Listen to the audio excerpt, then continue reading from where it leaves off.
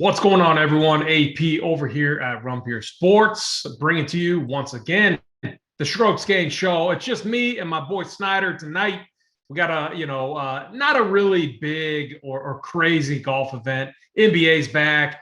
NFL is just, is going on right now. So many other things going on, but we're still bringing you content for PGA this week. Let me bring in Snyder. Snyder, how's it going, my friend? Hey, it's going pretty good. Just excited to see all these sports going at one time now. We got everything going. I mean, NFL, college football, the NBA's back tonight. We got MLB, and just everything's going. It's one of the best times in DFS to have right now. Yeah, I agree. Again, if you haven't yet, hit that like button, hit that subscribe button. It helps us keep the show free for all of you each and every week. We do have our promo going on right now for NBA. Our RPS NBA 15. It's going to go through Sunday, so make sure you use it up until then. It gets you 15% off any monthly membership that we have over here at Rumpier Sports. And we got an 11-game NBA slate tomorrow, so sign up. Watching, we got the Nets going on, Nets Bucks right now. We got the Warriors later tonight. It's going to be everyone knows I'm excited for NBA, but. We got the Zozo Championship this week, Snyder.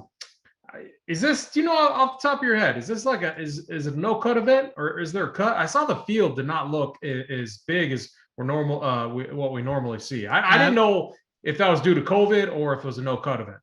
Yeah, I believe this is a no cut event. It's a shorter field, only about 78 golfers here. So you want me to hit it into the course breakdown right now then?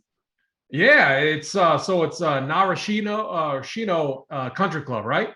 Yep. Yeah, talk to us a little bit about the track. Yeah, this country club is a par 70. It's going to measure right around 7,150 yards. This is going to set up much tougher than we saw last week. Golfers will see smaller than average bent grass greens here.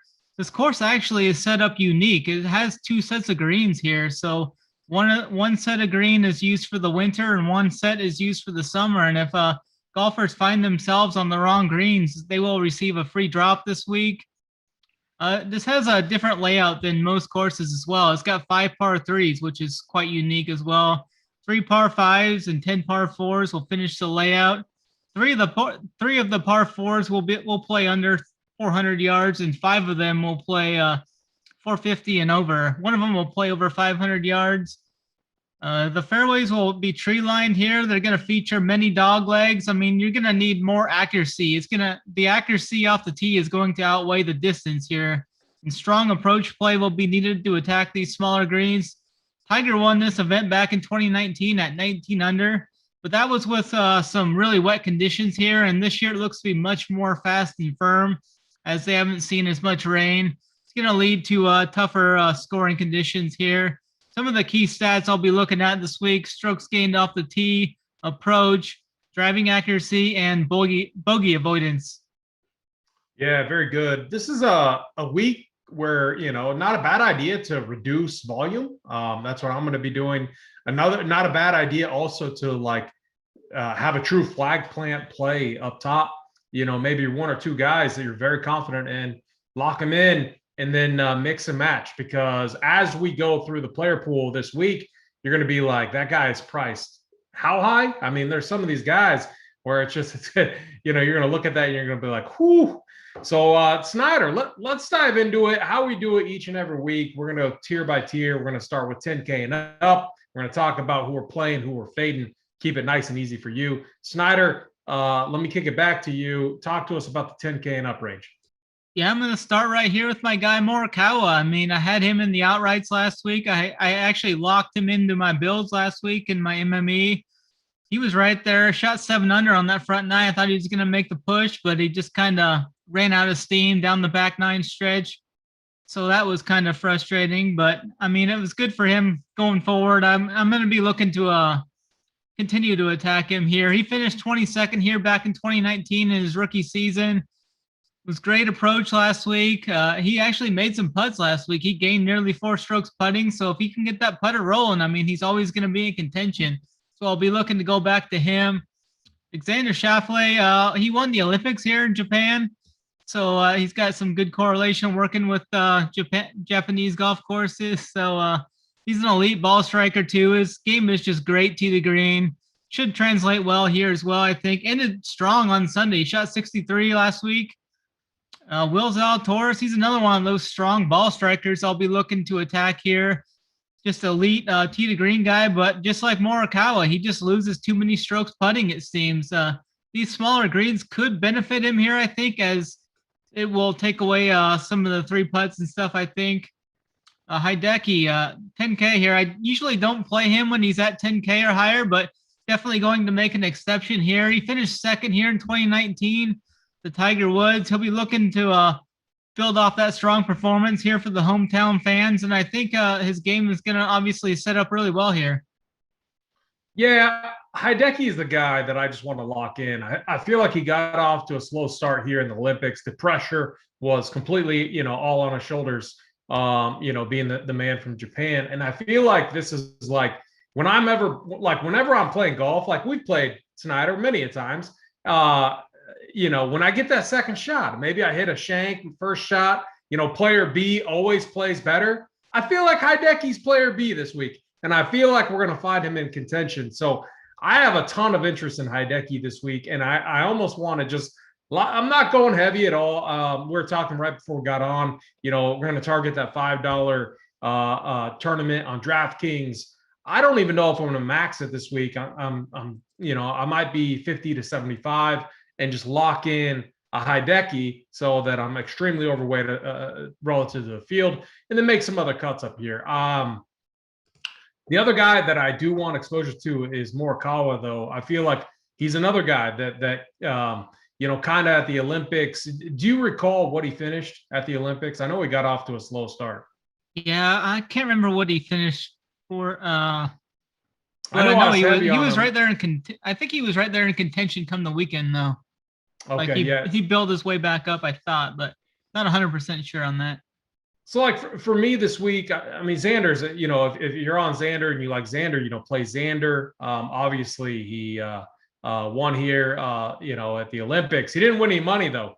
Maybe 50 grand. I forget what they pay out for gold medals, but he has the opportunity to win a lot more money, obviously, this week.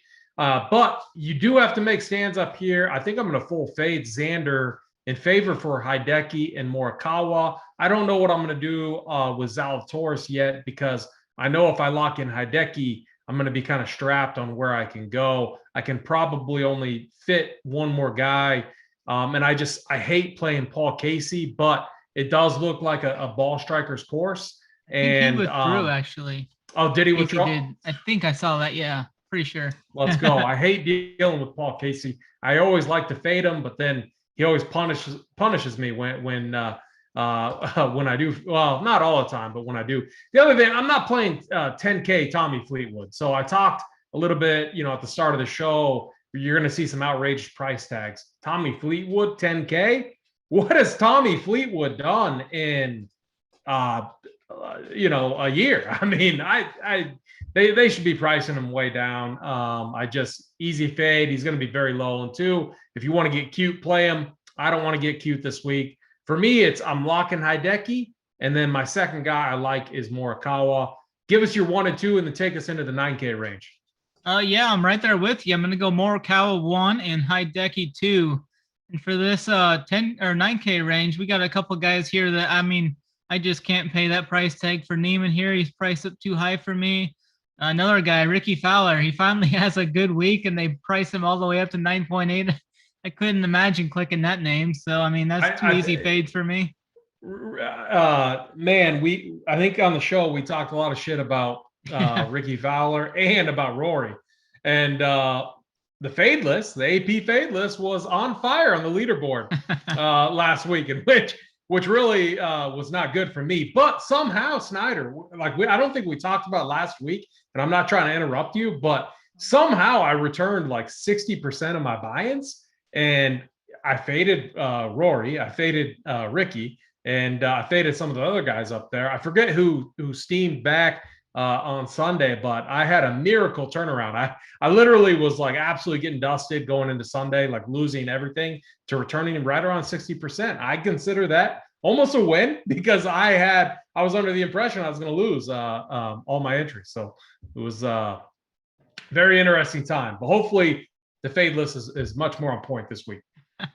Yeah, for sure. Another guy I kind of like in here is Alexander Noren. Had a solid finish last season, ranking good. Has some good stats lining up for him. I think he's going to be pretty solid fit on this course as well. My guy, Mcnealy, he's priced up a little bit this week, but he showed some good flashes last week in that home game. The iron game has been improving as well. He just needs to get that hot putter going again. He's more of a GPP top play, I think, with this price tag, but he's definitely got that upside if that putter starts going. Emiliano Grillo, I don't normally play him, but I think his game's actually trending in the right direction here. He's been great with the driving accuracy, has hit 83% of his greens last week. I think that game's coming right in the right spot here, and I could see him doing well here this week.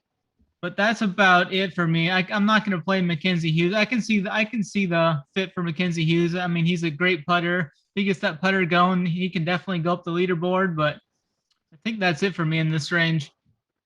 Yeah, I'm with you on Neiman. I just, I don't want to pay that price. I know price is kind of irrelevant, but it's not if you're locking in, if you're locking in like a Hideki or Morikawa or one of these guys. Price does become relevant in that scenario. I do have some interest in Alex Noren. I don't know how much I'm going to get, but it seems like whenever we get to these events that are overseas or just, we're at a course we don't really understand or the field is relatively weak, Alex Noren tends to pop. He's a very good putter. He ranks 4th in birdies gained relative to this field over the last 24 rounds. A lot of that is on the heels of good putting. I feel like, he finished 17th here last year. I feel like he's a guy that I want to anchor some of my tournament builds this week. Another guy that you hit on that I'm very high on too. I mean, not necessarily very high on, but Emiliano Grillo. The ball striking is there. I want good ball strikers this week. I from what I can see and from what you've said, it does feel like the course could play kind of tough. And whenever we get tougher courses, I do tend to play ball strikers much more than kind of your gamers, your Matt Wolf types, the guys that kind of tear up easy courses. So Grillo, the problem is the putter. He's a bad putter, but if it heats up, he's a guy that can contend. The price does feel a little bit high, but as we go through this field, I mean, you're going to be like, well, where else do you go? So I'm going to have Grillo in my pool. Mav, I'm going to have a little bit of Mav. You've kind of sold me on this guy. You got on him probably more. You got on him before anyone else that I can think of. And this guy, he's set up to have a nice year. So I want to get on him early. And he just seems like a guy that could get a PGA Tour win this year. EVR, I don't know what I'm going to do. He's been playing good. All the metrics look kind of good. The price just feels a little high. So I'm going to have him in the pool, but I'm going to set that projection. If he finds some of my builds, he finds some of my builds, which is kind of, so I'll have him a little bit under projected relative to like Noren. And then, Grillo is a guy I'll have a little bit over projected too. But I do actually like some of these plays in the 8K range a little bit more than this 9K range. I do feel like I'm going to fade a lot of these guys. Tringali, I'm going to fade. Mackenzie Hughes, I'm going to fade. Siwoo, I'm kind of torn. I want to fade him. Ricky Fowler, I want to fade. And Neiman, I want to fade. So a lot of fades in this 9K range. I'm going to say my top two are Grillo and Noren. Snyder, give us your top two, then take us into that 8K range. Yeah, I'm right with you again on this range. I'm going to go Noren 1 and then Grillo 2, but I don't really have much interest in that 9K range. So I will be looking more towards the top tier and then this 8K range. You got Johnny Vegas. He ranks near the top in all these ball striking stats. Comes off a solid top 15 last week. The short game is a little worrisome, though, so that could be a reason to possibly fade him. CT Pan, I actually prefer Pan more to Vegas this week. He's coming off a couple of back-to-back top 11 finishes, gaining over 3 strokes approach in both of those events. Finished 3rd in the Olympics here in Japan, so that's good for him. I think he's found something with the flat stick in the last couple of events, too. I think he's going to come in lower owned than Vegas, so I definitely prefer that. Cage Lee is a guy I like to hop on when he starts to get on these little heaters, and he's finished 25th and 14th in his last 2 starts. He hit 79 and 83% of his greens in regulation in those 2 events as well. He's only a hot putter away, I think, from contending on a Sunday, so that could come here. Chris Kirky, he's another guy we were heavy on at the start of the year. It looks like his game's kind of starting to trend right back into the good form here.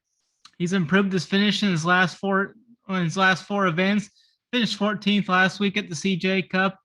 He isn't the longest off the tee, but he finds the fairway at a high clip, which will be necessary here. So I definitely like him. And those are the 4 main guys that I'm looking at in this range. Yeah, it's another one of those. I mean, this event this week is like you got to pick and choose who you're playing, and I think you got to get overweight those guys. Vegas is, we're gonna get the playbook out tonight. I got Vegas ranked number 1 overall in the mid-tier range. The guy's playing really good. The metrics look really good. 8th off the tee, 2 driving distance, 9th in approach, 4th in strokes gained, ball striking, and 3rd overall in birdies gained over his last 24 rounds. The guy's just playing really good. He's another guy. Like this might be crazy, but I really want to lock in 2 guys, or at least put them at 70%, which is kind of a number that I like to hit. Vegas and Hideki are 2 of the guys that I'm considering doing that this week with, and then mix and matching some of the other guys that we talk about. Just so that, like, for me, the other thing is too, when I'm looking at later leaderboards or when I got it on the TV, actually at night, because I think tomorrow it starts at 7 p.m. Eastern, which is always pretty friendly, but we do have NBA going on at the same time as well. So I'll probably be watching that, but I'll be keeping an eye on the leaderboard. And I know that all I need to do is root on my 2 guys. It's kind of my game plan for the week. But Vegas, I'm close to going all in. Carlos the Kid Ortiz, another guy that he hasn't been playing good. The putter's been really bad, but sometimes when you get to a new, maybe a new venue, a new scene, that's all he needs. It can be what he needs to fix that putter. So I think skill-wise, he's up there and priced appropriately relative to this field. So I'm going to have some shares of him. Chris Kirk, you touched on him. I got interest in him for sure, coming off a T14 at the CJ Cup. This is a guy that always shows up and shines during the swing season. So I'll definitely have interest in him. Adam Shank, I'll have interest in him as well. T3 at the Shiners. Really nice finish there. One guy that I don't think you mentioned that I overlooked in the playbook, Matt Wallace, a good ball striker.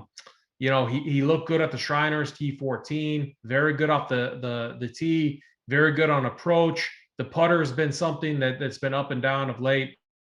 I'm going to have a few shares this week. I think he's a guy that needs a few good finishes. It looks like he's playing okay. And, you get overseas, anything can happen. So when I'm leaning on ball strikers this week, he's a guy that kind of fits the mold that I'm looking at. Him right there with Chris Kirky as well. I got to say, my 1 and 2, though, in this range, Vegas, obviously, number 1. And then number 2, I think this might be similar to you. I'm not sure yet, but I got to go Chris Kirky. The guy, he's done so well for us during swing season. I'm going to go with him as my number 2 in this range. But I do think it's an interesting range. Like when I'm thinking about my builds this week, outside of Vegas, I don't think I'm going to be extremely overweight anyone else in this range. I think it's going to be, I set them at maybe 10 to 20%. And I hope, I mix and match with the guys I'm really overweight on. And hopefully, we end up with the right correlation. It's kind of what I'm thinking about this week. So Snyder, give us your 1 and 2, and then let's dive into that 7K range. Yeah, I'm going to go with CT Pan 1, and I'm actually going to go with KH Lee 2. I just want to continue following these hot players. I know Vegas will be good. I'm definitely going to have Vegas in there, but I'm going to join you with those 2 plays too. I'm going to have them in my pool. Yeah, I'm looking to play pretty condensed pool this week. I'm going to probably have 20 to 25 guys in my player pool, so I'm going to be looking to just make some stands here as I'm not gonna max that out the $5, but I'll probably put like 50 to 75 in there for fun and hope to hit the right combos. But jumping down into this next range, you guys stand out to me here. Brendan Grace, solid option in this range. He's got good birdie upside too. He ranks 22nd in approach and 8th in birdies or better over the last 24 rounds in this field. Have interest in him. Henrik Norlander, he's been accurate off the tee and solid with the irons. I think the shorter track should benefit him as well, as he isn't that long off the tee. He ranks 7th in strokes gained approach and tee to green and 4th in bogey avoidance over the last 24 rounds. So I have interest in him. And a guy I don't know if many people will be on here is this Takumi Kanana. He's some Japanese golfer. He's a former world's #1 amateur. He's got 3 wins on the Japan tour. He's arriving on a pretty good heater too. He's got 5 top 10s and no worse than a top 16th in his last 7 starts. He's ranked 76th in the official world golf rankings as well. So I have quite a bit of interest in him. Brendan Steele is another guy. He got off to a solid start in this new season. 17th at the Sanderson's Farms. He did narrowly miss the cut in his last event at the Shriners, but he still hit 80% of his greens and reg. He just couldn't putt that week. I think he missed right on the number too. So those are the main guys I have interest in. I mean, I could be talked into like a Doug Gim, maybe some Pat Perez. Or what about Garrick Higo, a guy with 3 wins? He's really been struggling as of late. I think he's missed like his last 6 cuts or something. He's just really been struggling the last I've seen. I was looking at him earlier, and he really struggled on the European tour. I think he missed his last 5 or 6 cuts over there. So I'm just not going to look to him. I think Harry Higgs will be pretty popular. He comes in with good recent form, but I think I'm just going to make that fade. Yeah, I hear you. I mean, Higo is a guy, 3 wins last year between the European Tour and the PGA Tour, projected to be under 5% owned. I'm going to have him in my pool this week just because the guy's a winner, a proven winner. I know his form is really bad. Sometimes a change of scenery can help things out. I know he's a risky play for sure, but let's just say rounds 1, round 2, things start to click. He's a guy that he's been there before. So relative to the field, you got to think that this guy with 3 wins under his belt last year has to come in with some motivation when he looks at this field also. So that is like the only reason I'm playing him. Has nothing to do with like his current form, which is really bad. Going down in this range, you sold me on Takumi Kanana, I think. You sold me 7,200. I mean, there's not a lot of plays down here. The guy, I did read a little bit about him. Very good Japanese player. The world ranking's very impressive as well. So, and he's, I mean, when we're looking at this field, Pat Perez, Sebastian, like these guys are all going to be projected higher owned than Takumi.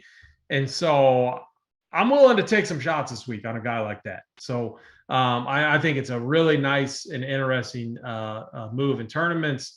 You never know too, just like, the time change and everything, short week, and how that can impact these players versus a guy who's, I would assume that he's just been in Japan. So it's going to be nothing new to him. I mean, do you know off the top of your head, has he been playing here in the States recently? I believe he's been here on the Japanese tour for quite a while, like at least the last month or so. Gotcha. Outside of that, I just, I mean, Robert Strab, I don't think I'm going to play. He's looked good. I mean, this 9th at the CJ Cup, we're used to paying $6K for this guy. So I think I'd rather go with take a shot on a Brandon Grace or a Harry Higgs that's in good form. Henrik Norlander, when I'm talking about ball strikers, he's always been a guy that is a very good ball striker, decent at finding fairways, very good on approach. Mixed results of late, but he does have a T4 at the Sanderson Farms and a T5 at the Barbasol. So I don't mind him at 7.4K. I do feel like he's going to be a little bit chalky. Brendan Todd, I mean, the putter. So here's the thing about Brendan Todd. He will come out of nowhere and just bag a win or 2. We've seen that many times. I'm going to have him in my player pool because when I look at my putting trend line, his putter is coming up. So that trend line is going, it was way down here, like he was putting like shit. Now it's starting to go up. So usually for me, what that means is the guy's going to start doing some work here soon. So I know when you look at it, the metrics look really bad. He missed a cut at the Sanderson's Farms. He did make the cut at the Fortinet Championship. It's a ball striker course. He ranks number 1 in fairways gained over the last 24, so that's a positive sign here as well. Yeah, and I'm showing a 4% ownership projection on him. So I'm going to have a little bit of shares of Brendan Todd this week, a guy that can win. And usually he wins during the swing season. So he kind of fits the mold. Sebastian Munoz, our boy Didi Pensac, this guy has been super bad of late. Are you playing him at all this week? No. No, he's just been really bad. Brendan Steele, he fits the ball striker mold that we were talking about. Matt Jones, I'm always kind of a sucker for Matt Jones. I'll have a little bit of him as well. Tom Hogue, is it Hoagie or is it Hogue, Snyder? I believe it's Hogue. I'm not 100% though. I like Hogue. We'll go with Hogue. Another guy fits the mold. He's made 4 of his last 5 cuts. T32 at the CJ Cup, and T14 at the Shriners. Very good on approach, very good ball striker. Another guy I'm going to have in my pool, him and Doug Gim. And it's just, I'm not going extremely overweight. I'm getting overweight, my key guys that we talked about, and I'm going to mix and match all these other guys. So I'm going to have both of those guys here in my pool. But if I were to talk and give my 1 and 2, I think I'm going to get a little bit outside the box here, Snyder. We're reducing volume anyway, so we can take a little bit more risk. I'm going to say Brendan Todd and Garrett Higgo, both projected to be under 5% owned, are going to be my 1 and 2 in this range. But again, remember, I'm not going significantly overweight any of these golfers in this 7K range. So give us your 1 and 2, and then take us in to that 6K range. Yeah, my 1 in this range is going to be that Takumi Kanana, and then Henrik Norlander is going to be my second one. And in this 6K range, there's another Japanese guy I really like down here. He's 72nd in the official world golf rankings. Ryusuke Kinoshita. He's right down. He's right down there. He's only 6.2K. I mean, he's second behind Hideki Matsuyama as far as the Japanese are ranked in there. He's won twice in June. He's got 5 top 10s in his last 6 starts. He's the money leader here on the Japanese tour as well. So I think this is a missed price on him. So I'll definitely like him. Sam Ryder, he's a boom bust guy. Can get aboard here. He's had 19 or more birdies in 2 of his last 3 events, but in those events also he had 15 or more bogeys. So he's definitely got that boom bust, high upside, like Keegan Bradley type of guy you're looking at. Troy Merritt, he's shorter off the tee, but he hits a lot of fairways, which is needed here. He's gained strokes up approach in back-to-back events. Definitely a guy I'm looking at. Scott Vincent is another guy I think will get under the radar here that not many people know about. He's been playing great on this Japanese tour as of late. He's finished T15 or better in his last 7 events, and he's won twice on this tour. So he's in great form. He's been playing, I think, the last 4 or 5 weeks on the Japanese tour, so he's in good form, and he's staying in the country here, so I like that. Some other guys in this range I could be talked on. Andrew Putnam, he's coming off a solid performance. Roger Sloan's been in good form. I could be talked into him. Your boy Chesson Hadley's right there. Some of these other, like Matthew Neesmith, he's a great ball striker. He'll hit a bunch of fairways. It just comes down to the putter with him. Sung Kang's there. I mean, he's liable to pop off here. He's a great putter. He plays these par 4s in this range well. He's 21st in birdies or better gained. Kyle Stanley ranks on the, like, he pops in the stat models, but he's just in really bad form. I don't know if I can get to him. I mean, he's cheap, but he's missed 5 straight cuts. I mean, but he's popping on these models for some reason. Looking at, that's about it for me in this range. I'm mainly just gonna, I could see myself going more stars and scrubs here with a couple of these guys like Scott Vincent and Rhino Kinoshita. I don't mind getting like 30% on those guys or more even. And then Yeah, just kind of going superstars and scrubs here. yeah, I agree. I don't think there's a lot of separation between the 6K and the 7K range when I look at the names all down here. Any of these guys are capable of posting a top 10 relative to this field. Chesson Hadley, I mean, he's just grinding the tour right now. His swing looks good. The putter is trending upwards. T26 at the Shriners, T45 at Sanderson Farms. I know he brought on a new swing coach. The results are starting to get there. I just want him, once he gets into that 7K range, I'm going to lose interest. I mean, he's not a 7. He's not good, but when he's 6K, he's good enough for me to get a little bit of, a little piece of him. So I'm going to have a little piece this week. Troy Merritt, same goes there. He's a good ball striker. He's not long off the tee, like you mentioned, but the putter's good. He's good in these weak field events. So I'm going to have shares of Troy Merritt. I'm going to have shares of Chesson Hadley.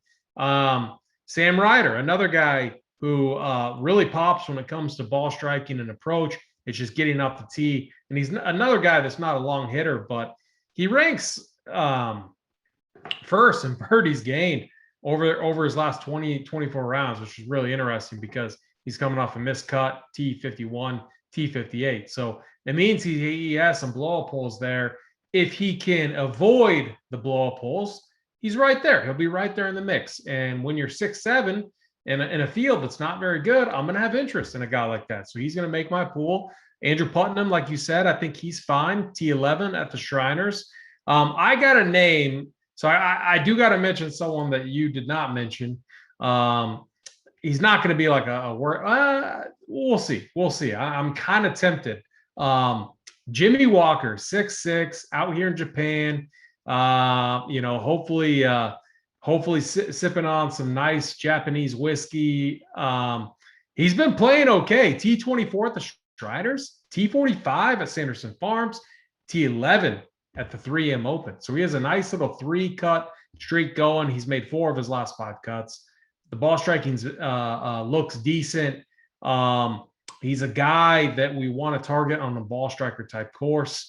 And you have to figure a guy like him, you got to take advantage of a weak field like this one. So I'm going to have a few shares of Jimmy Walker. He's another one of those guys that is projected to be under 5% that I'm going to have in my player pool. I'm not going to go crazy. Maybe 10%, 15%, right around there. But I'm going to be a little bit overweight on him. Satoshi Kedara, I think you mentioned him, correct? Yeah. Satoshi, you're on Satoshi, so. Right? Yeah, he's another Japanese guy that I don't think he's in the best of form, but I mean, coming back to Japan could definitely spark something with him. Yeah. The form doesn't look that good. He's got 2 cuts made out of his last 5. So, there's that. 2 of the events were Corn Ferry Tours, and he missed the cut at the Corn Ferry Tour Championship. So you are 100% spot on his form not being the best, but he is a good putter and he is a decent ball striker. So he fits a little bit of the criteria I'm looking at. I'm not playing Sung Kang at this type of course. I like playing him in the desert in the U.S. He's going to be like, Sung Kang is not a guy you play when he's going to be relatively popular. I'm showing over 10% ownership projection on him. And when you look at the names down here, he's a guy he's made 5 cuts in a row. I'm not buying it. We come out here, I'm telling you, he's a desert guy. He's not a Japanese guy. I don't think he's going to play well. He's going to be a fade for me. I'd rather play some of the Japanese locals here. Was Hoshiro the guy you talked about? No, I never hit on that guy. Was it? Should we just go through here and try to pronounce some of these names? Ryosuke? The guy, that's the guy. Yeah, that's the guy I like. Ryosuke Kinoshita. There we go. Kinoshita. A guy in chat says Jimmy Walker's out too, just FYI. Oh, I don't know what I'm going to do now. I know I'm probably missed the entire updated pool. Yeah. I'm gonna add I mean, I like some Jimmy Walker. He probably, I bet he didn't get his COVID shot, and they probably won't let him in the country. That's what I'm gonna bet. Yeah, thinking of like a notebook play in this range, Snyder. It's kind of tough. We might have to group think this because I don't want it to be Chess and Hadley. I'm gonna have Chess and save Hadley it for Discord then. Make them subscribe. We could do that. I want it to be one of these the Japanese guys. I have to look into it a little bit more because I don't want it to be Chess and Hadley or Troy Merritt. It's got to be. I mean, it's got to be different, especially not Troy Merritt. He's going to be a guy that I think pops a little bit. I'm showing right around 10% ownership projection on him. Doc Redman, no, he's talk about bad form. This guy, gosh, I want him to be so good, but he's been so bad. I think you got to go to the money leader here on the Japanese tour, and Kinoshita. He might even be in my core. What's his price? Is that the guy we're talking about? 6.2K, yeah. All right. 6.2 Rikuya Shohino. Is that who? Or no, the guy under him. Okay. How do you pronounce his name? Should we go back and forth and try to do Ryosuke Kinoshita. He's got That's 5 top 10s in his last 6. And way better than I did, Snyder. I'm with you. Let's do that. I like it. We're gonna make him what do you think? Notebook play of the week? Absolutely. 6.2K. I like that. I gotta dive into him a little bit further, but I'm already sold knowing that he's the money winner on the Japanese tour. Yeah. So for me, like my 1 and 2 though, just to kind of be serious, I gotta say Troy Merritt. And then with Jimmy out, it's either I think I might go with your boy. I'm between your boy and Sam Ryder. What about you? Kind of a 1 and 2 down in the 6K range. Yeah, I'm gonna go with Kinoshita, and then my 2 is gonna be another guy who's just been on straight fire on this Japanese tour. Top 15 or better in his last 7 events. He's got 2 wins on the Japanese tour. Scott Vincent's gonna be my second. I like that. No problems with that. He was on the PGA tour back in, I think, 2018, 2019, somewhere around there, but couldn't maintain his card, so we had to travel overseas. I got you. All right, Snyder, let's get to our winners this week. We do one where the odds don't really matter. Colin Morikawa, they're 6-1. That's insane. But then the other, let's get some longer shots in there. We'll start with you. Yeah, if I'm gonna go with one that doesn't matter, I'm going right back to my guy in Morikawa. I think he closes it out this week. But for a longer shot, I'm gonna go with that Scott Vincent. I think he could get his 3rd win here in his last 8 events. Okay, I like that. You sold me on him too. Yeah, he's plus 130. Plus 130. I'm gonna say Matsuyama, 14-1. I kind of like that too. Like the odds are. I was hoping we'd get him like 16 or 18-1, but obviously with a weak field like this, we're not going to get that good of odds. I mean, Tommy Fleetwood 22. I mean, maybe 50-1. I might play some Todd. I don't get it. Is it the name? Like, what is it? It's just like the guy has been so bad. Lost it. Yeah, he's done nothing good. I don't understand it. Maybe us bashing him will. I mean, Ricky Fowler should be, his odds should be better. I mean, at least he was in contention. I think a longer shot for me, I'm not gonna go too long of a shot, but I'm gonna go Johnny Vegas, 33-1. He's so close to a win. He's everything looks good. I know, looking at ball strikers and everything. I'm hoping that the ball striking, that form stays put with him. And then he uses his distance off the tee to an advantage to give himself a lot of looks this week. Hopefully he can avoid the bogeys, and I hope he just is scoring. And I think that's what it's going to take this week. So for me, it's Hideki, and then it's Johnny Vegas, my 1 and 2. I don't mind CT Pan there at 45-1 odds too, if you wanted to dip down into those ranges. Yeah, I mean, you said the field is 78. Maybe Correct. A little bit less now. Okay. Yeah, it might be down to like 76 now. Yeah, I don't mind that at all. Those are great odds. So, Snyder, any final thoughts this week? Oh, just it'll be interesting to watch some primetime golf this week as it kicks off tomorrow evening. We got NBA, big slate of NBA tomorrow. Make sure to check out all the content we have for that. We've got a big week of NFL coming. We got college football coming. There's going to be college football on Thursday, Friday, and Saturday. There'll be pretty good slates. So looking forward to that and just everything else that comes with it. Yeah, NBA or RPS NBA 15. That is RPS NBA 15, 15% off your membership over here at Rumpier Sports. Use that. It's going to be available until Sunday. And Sunday, it's going to be gone.